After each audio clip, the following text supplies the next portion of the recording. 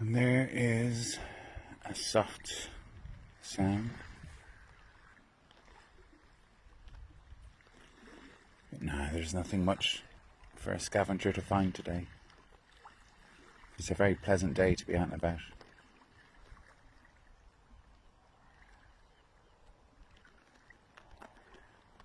The surface ripples, and yet beneath our movements, which make the waves, like trembling, quivering feelings, make a scratch of an itch.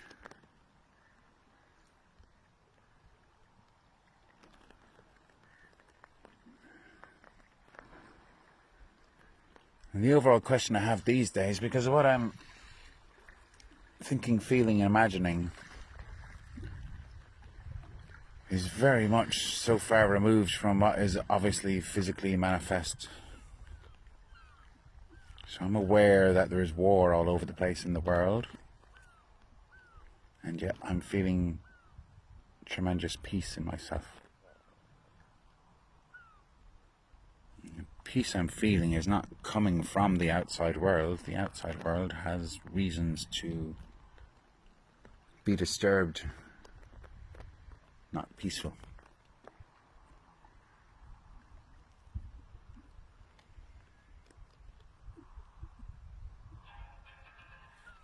But my logic and my intuition work hand in hand to try and help my identity understand. If the peace is not because of outside circumstances, then how come I have peace? How come I've made some sort of an inner progress in myself that causes me now to feel peace despite challenging circumstances which a year ago would have made me upset? Things like my brother's attacks.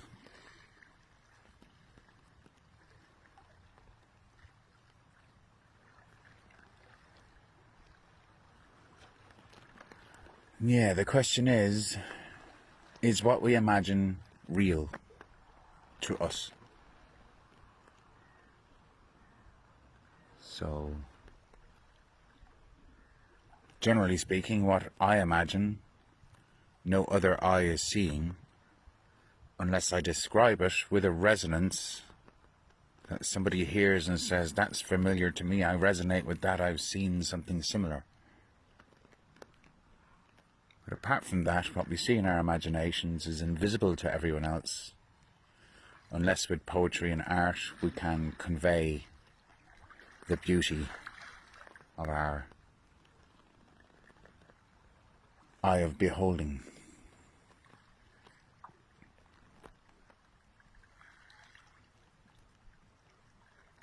And there's where the choice is, although learning how to choose instead of accepting the default that the world gives, that we tend to choose. So yes, there's choice to create our own worldview. That choice is dependent on how much we're able to overcome the worldview that we already have.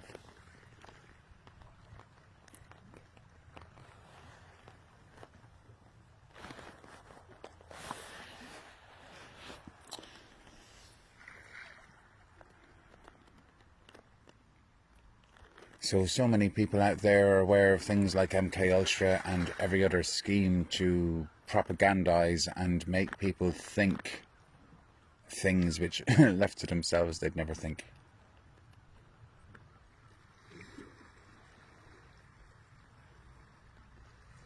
Just like installing beliefs into the human mind. It brings up the question of who the hell is doing this and why would they do it? You see, the highest truth is there is no body. The highest truth is there is no they. The highest truth is this all just appears to be going on and we are spinning webs. Like web pages on the internet, we're spinning webs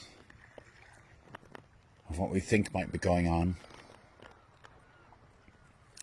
And to whatever degree those webs are fear-based, then we're seeing a very unreal world. But we are imagining it, and it becomes real to us because it's what we imagine, project, it's what we see. It's how we interpret.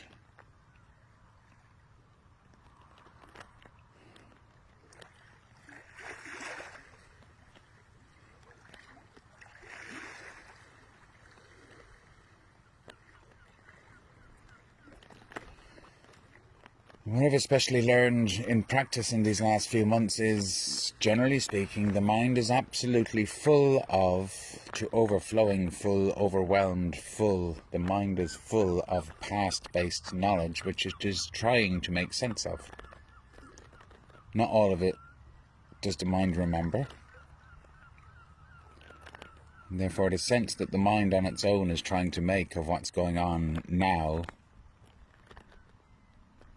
cannot make sense because it's past-based projections onto now. For the mind cannot see now because its own projections onto now from the past are getting in the way. And the Logos says the logic is to drop everything you think you know from your mind, so your mind can finally be still for a moment. And in that moment, the mind can begin to receive intuition direct.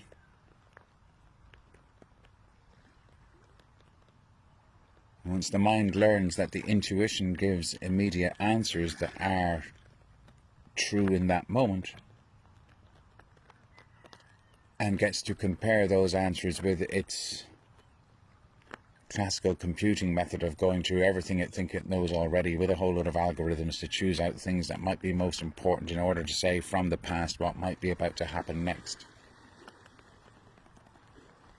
And certainly my mind came to the conclusion that that long process is less accurate than the process of the mind actually coming to stillness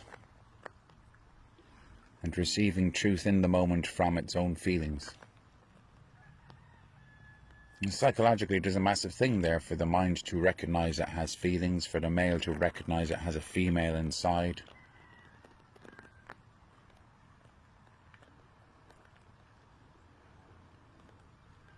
There's realizations there on a body level of the physical body, the emotional body, the thinking body, the astral body, the soul body, the super soul body. But ultimately, logically, everything goes back to originally there was a blank canvas and it was black, not white. And then suddenly there was a white canvas reflecting the black. And eventually the shadow began to think that it was real in itself instead of remembering that it was cast from the darkness. So most of everything I'm doing these days is an inversion of what the world has told me. It's not what I'm aiming to do, but that turns out to be the way it is.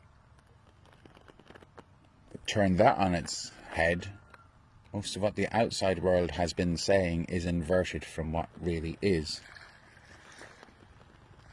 And I notice that most of what I'm saying these days and thinking is the inversion of what I was told. Actually, I think it's straight up what I'm remembering these days. And what the world tried to say is the inversion. There's a woman out there who's saying that we have been living in an inverted 3D construct. And these days, the overall frequency of the planet has now risen to the height of the fourth dimension, where all is much more fluid than fixed. I quite dig all that terminology. Difficult to explain, like describing a vision or a dream. It's difficult to explain your own dream to someone else in the outside world.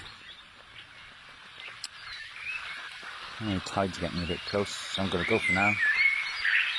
Thanks for the interest in me who's listening.